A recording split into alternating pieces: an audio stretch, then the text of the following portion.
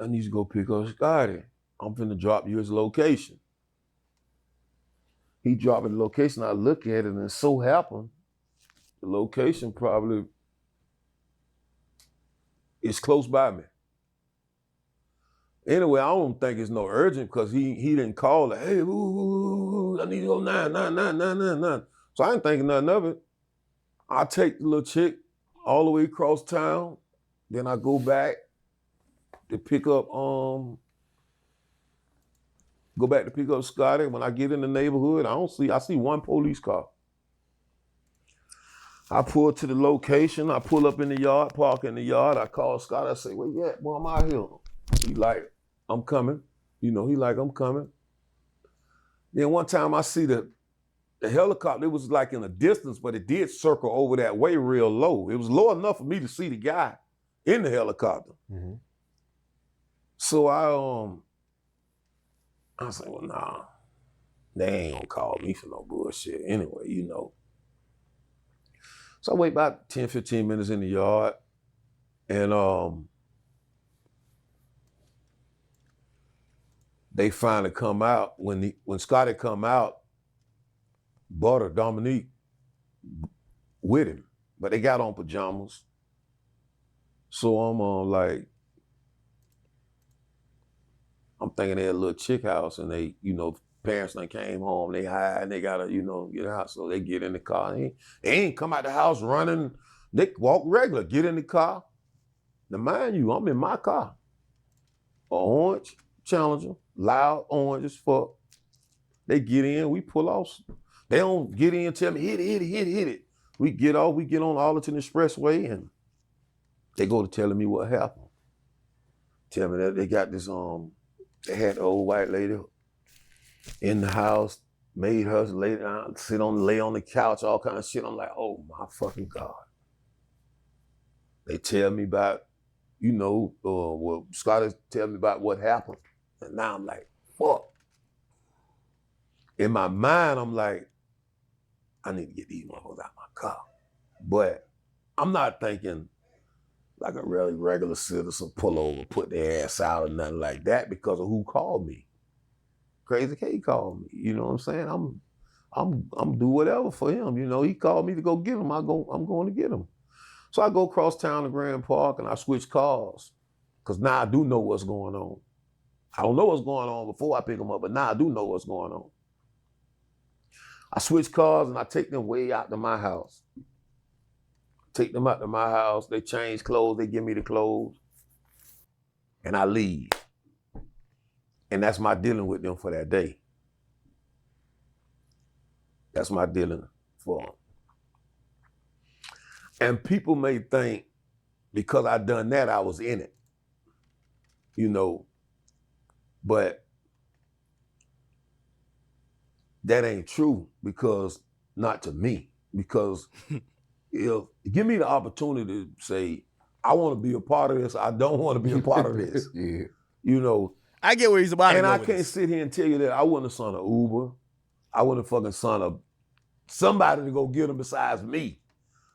My car on these doorbell rings.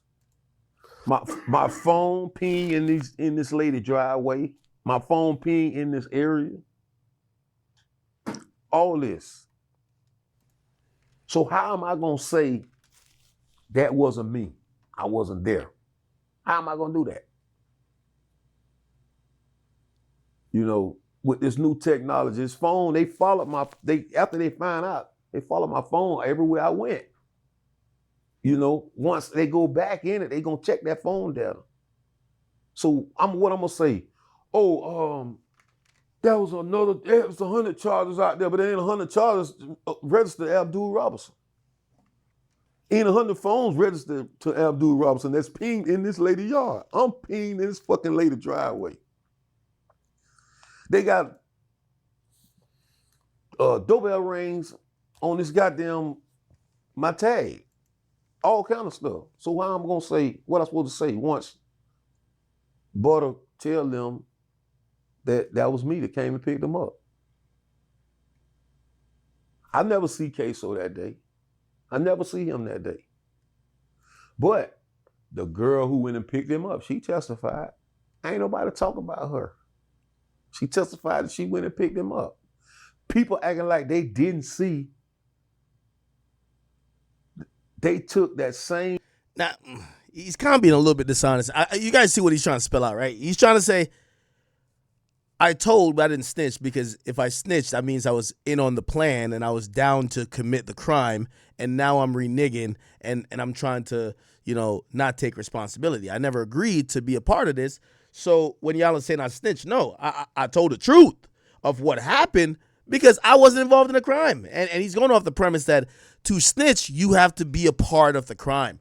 Now, he's making some sense, but he also is using the fact that some people might not be familiar with the case. Yes, when they first called him and he testified to this, he didn't know that they just killed someone. That's what he testified to. By the way, there was no one else that testified, or there was no evidence that he didn't know before that the murder was going to happen. But it does get to a point where he knows that the murder has happened and he agrees to go burn the clothes. And at that point, you now become criminally culpable, and you do know about the plan, even though you didn't know about it before. You know about it in post, and that's why you get accessory after murder, okay? Live with the same outfit. People act like they ain't seen none of this.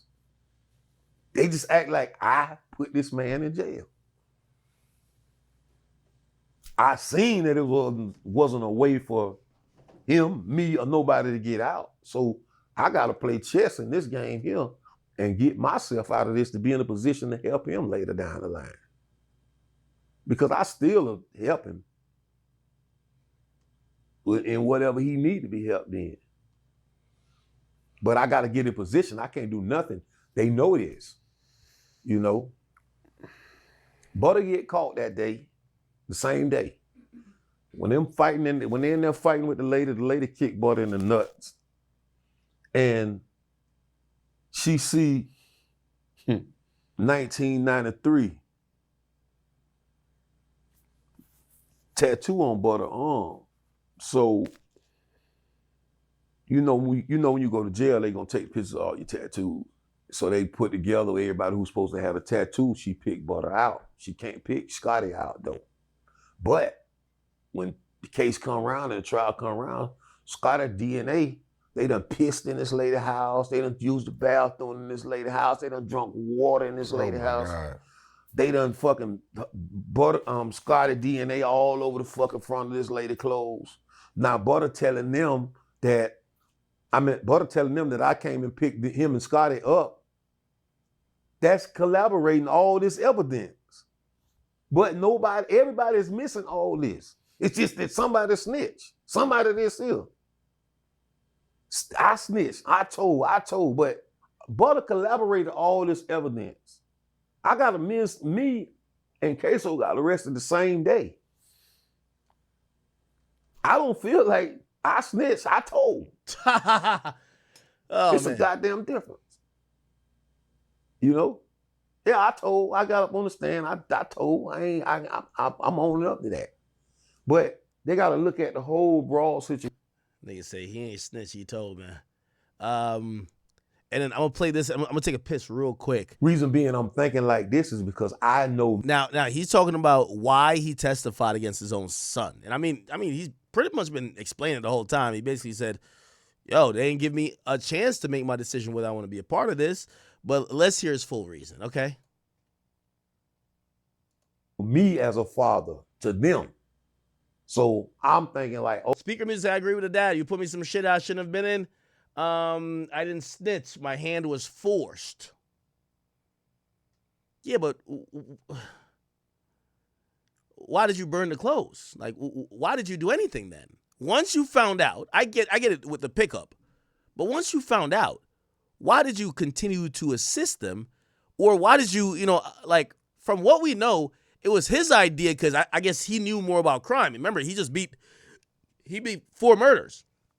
He was telling them like, yo, what the fuck? Y'all have to burn these clothes. Y'all have to get rid of this shit. And obviously the police are looking for these guys because they're probably looking through surveillance video. He takes the clothes and he goes to burn them or like dump them or something like that. Let me take okay. this. they gonna get me out of this. Let me give them a little time. If I wait 2 years, and you say I tell my lawyer, I say, look, get with. See, I'm using the ksoo, but I call him Keeman. I say, get with Keeman lawyer, get with Crazy K lawyer, get with them. Let's all sit down and see which way we gonna fight this thing. How we gonna fight this thing? They let their lawyers tell them, no, they don't think this is a good idea. Okay, if y'all thought I was on some bullshit or something, then hear me out like you've been hearing me out. I'm the one who been getting y'all out of trouble all this time now. So hear me out. Don't say nothing. Don't criminate yourself. Just let me do all the talking. Because they know I got a plan. Okay, so you want to go to trial? This is what we gonna do. This one I'm gonna tell my plan. This is how I'm gonna tell my plan. This the plan. I had 2 plans. Butter a serial killer. That motherfucker got some bodies. What? Hey man, we're gonna take and we're gonna let all these motherfucking victim families know that they are sweeping this shit under the rug because Butter is a state witness in this ksoo case. So now all these families gonna go on an uproar. News, this, that, because of Butter. This gonna make him a bad witness. Second plan is this. If they talk to me, now these the plans. The second plan, if we don't want to go with that plan, let's do it this. I'm gonna get about at least 4 of these old ladies. I'm talking about over 50 in my grandma's neighborhood. They gonna come in here and they gonna testify that Ksoos was on their street eating breakfast that morning when this situation happened. We're gonna do like the state said. We're gonna let the jury figure it out. We're gonna let them see if they're gonna believe these old church-going ladies or they gonna believe Butter. See, I think the days of just sitting there with the burden of proof is on the state I think that's gone. Sad, but it's gone because you don't have to say nothing as a defendant. But I think if you have a defense, it's gonna look better in front of the jury. Does that make sense to you? When you were testifying and you looked at Ksoos, did he look like he wanted to kill you? He looked like he didn't believe it. I don't think it registered on him until after the fact. I don't think he want to kill me. I don't think he want to do nothing to me. It's just more so that he hurt, because I have a conversation that always play in my mind that me and him had. I know he loved me, and he told me, he was like, man, I used to wait every year for you to come home. I used to wait every year. Every year they tell me you coming home, you coming home. And it was just to a point to where I just gave up.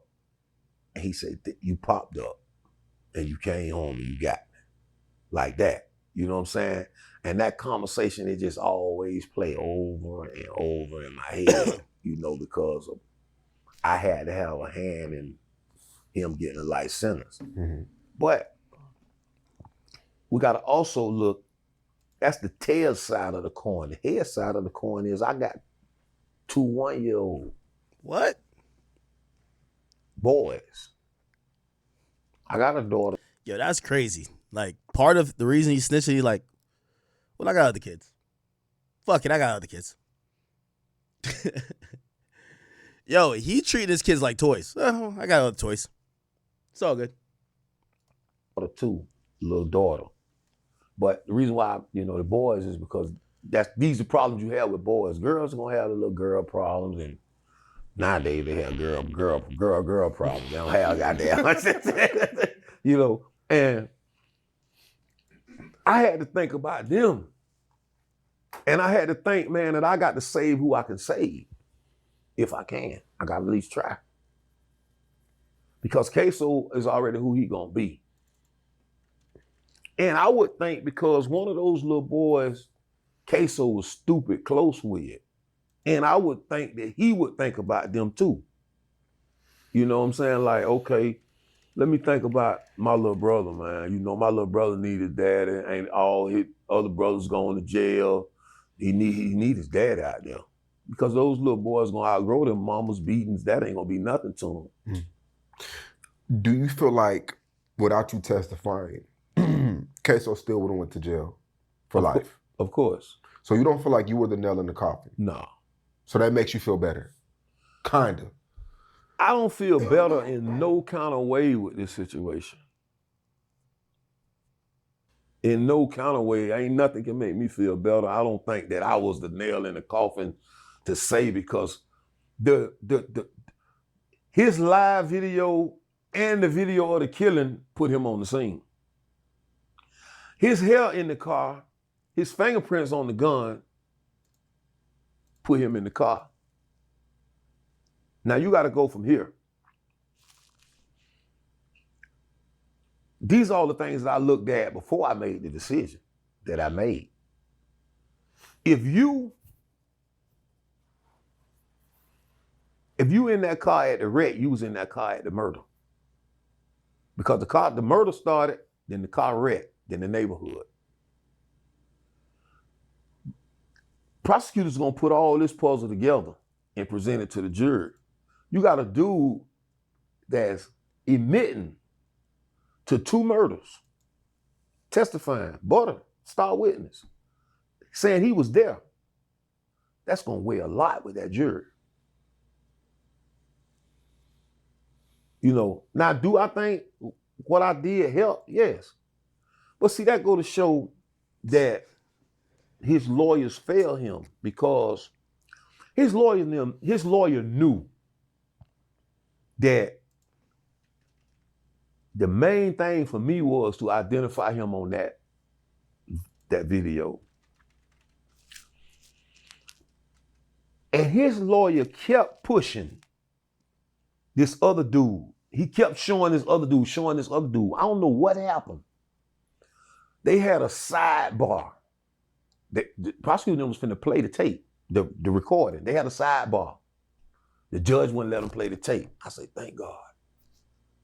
I said, oh, thank God, boy, this ain't finna happen. Ksoo lawyer kept pushing this other guy, this other dude. He was showing me another guy, Crazy Chris. He was showing me Crazy Chris. You know, this Crazy Chris. They was trying to make like Crazy Chris was the one who, they was trying to deceive the jury that Crazy Chris the one who did it, because Crazy Chris was supposed to have been sitting on Bibby early that morning, but missed him. I'm not Bibby, excuse me. Oh, yeah. He was supposed to have been sitting on Lil Buck early that morning and missed him. Yeah. So Ksoo lawyer kept pushing this. This motherfucking prosecutor got up with that video. And when the prosecutor was finna play the video, the judge said, hey, hold it. Prosecutor said, I'm not finna talk about the defendant. He said, I'm not finna say nothing about the defendant. He played the video. And he said, you made them play the video. Leave this shit alone. Get me from up here. I'm talking about Ksoos and them lawyer. Get me from up here so I won't have to do this here. That was the last part of the testimony that I had when, boom, they played the video. And he says, that Chris? What I supposed to say? And who is that? If this man don't constantly shove this in. Yo, this nigga been locked up for too long, man. I think he manipulating us. He talking that jailhouse talk that he could probably explain to other inmates why he's telling. So he's sounding like a ghetto lawyer. Bro, just say flat out what it is. Yo, you're older. You feel disrespected that your son didn't tell you about the murder, so you're not about to sit for it. And you feel like you probably got still a good 20 years left. You've been in jail for most of your life. And you feel like, yo, you want to be free. You want to be free. It's fine. You're like, yo, you felt like your son has a chance on appeal, because he said that stupid shit too. He said that the best thing that could happen to his son is that he's free. You know? And you could just be honest, bro. Like, you feel like you only have about 20 years left and you don't want to die in that jail cell. You want to give yourself a chance at life. and you realize it was either you or your son, and you felt like you owed it to your other sons to sacrifice him. And you feel okay with sacrifice him because you feel like he didn't consult you or give you the chance to make the decision if you wanted to be a part of the crime. You can just be honest. That's all it is. In front of the jury, showing them that this somebody else, he gives the prosecutor no avenue to play this motherfucking video while I'm up there. Okay. This guy's really interesting. All right. Ole. What else is going on? So 6ix9ine is now came back around, and he's now saying the people who robbed his house, he believes are a bunch of 15 and 16-year-olds that live in his neighborhood, and one, ironically, used to get food or clothes from 6ix9ine's own mom. He says he gives the reasons why he believes this, even though he hasn't disclosed if the police also believe this and there hasn't been any arrests. But listen to what he says about this break-in, which we all saw on camera. And some people called it. They said, yo, the dog is wagging his tail a little bit too much. They know the person. This is an inside job, okay? Check this out. The real and honest to God truth, and this is probably my first time ever spoken about it, right? The real honest to God truth, that shit didn't come from outside. That shit came from inside my gated community. You know who literally did that? Was white boys that lived inside. The Island Boys. White boys. I know. Them niggas is Cuban. So they caught him? White boys, no. But stolen like my girlfriend's stolen ID card, because nothing was really taken. There was nothing to take in the house. There's nothing in the house. If you see, I carry everything with me. Right. Stolen property, like cards, like ID cards, was found in somebody's driveway inside my community.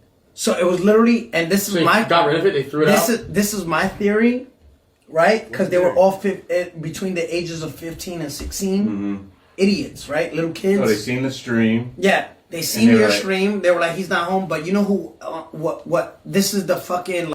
But even then, did they have a gun or not?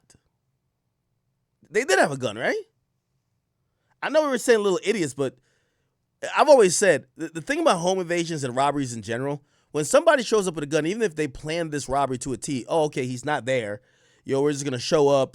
I think his mom is going to be there. We're just going to scare her and get whatever, and we're going to dip. There could be somebody there, an uncle, a brother, a cousin, and that person could be armed. And I think just generally, if you show up somewhere with a gun to do a crime, you should think it's a 50-50 that murder is going to happen one way or the other. Whether one of y'all going to die or maybe you got to kill somebody. And that, as you know, he's kind of describing like, oh, these are some knuckleheads that just did some dumb shit. No. This is armed robbery. Like, the juicy part of the story, it was people that my mom, it was a kid that my mom, and this is my theory, it was a kid that my mom literally feeds. All my old clothes, she gives it to him. So he literally like saw because if you see, they were very kind to my mom, right? They didn't hit her, they didn't do anything. When you go, my mom was like talking to them, like, when you go to rob a house, you're like mean. You're like, yo, there's money here. You're hiding it. Right. Open that shit. They didn't do any of that. They were nice to the dogs. They were nice to my mom. I feel this was a kid that my mom literally let in my house, fed him, gave him chores, paid him, and gave him even my old clothes. I have his name, but obviously the detectives are going to see this video and say, yo, if you say it, it's going to lead people to harm him and do stuff to him. But it came from inside my community, and that's a fact, and it was white kids. Because it's a gated community, so they would know if somebody... So, car come in and car leave. There was no car that came in and no car that left. Did they disguise their voice? Like, no, I feel like it wasn't that... It was a kid that let kids in and said, yo, I can't do it because his mom is going to know it was me. Right. It was literally a 15-year-old kid that my mom literally gives food, clothes. It's fucked up, typically, right? Typically, it is that, bro. Typically, it's literally a kid that my mom gave chores to around the house. The real and honest to God truth. Okay. And I mean, that might be a theory. I don't know if he's getting the information from the police or he's just kind of thinking out loud. And maybe, when I look here, these kids do look young, right? And They this- kind of do look young, but again, you never know. And I still think that 6ix9ine is kind of downplaying this. At the end of the day, somebody's in your house with a gun, and your mother's there, and you know. I remember him saying, "Yo, well, they knew better than to come when I was there." Well, that sounds good, but that just puts other people around you in jeopardy, and you talk a lot of shit. You get what I'm saying? So it better if no one was there, right? Let me see.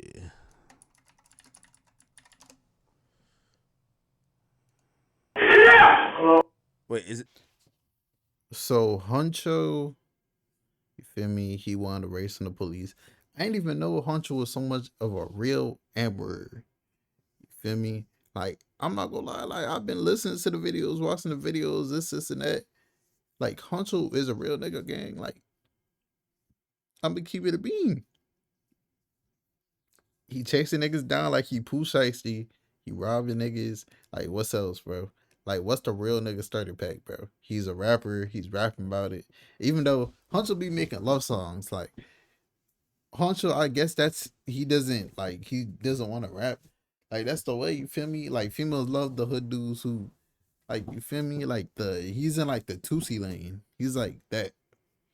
But hey man, Honcho, he a real one, bro. It's your boy Big Act News. Make sure you like, comment, subscribe, and I am out.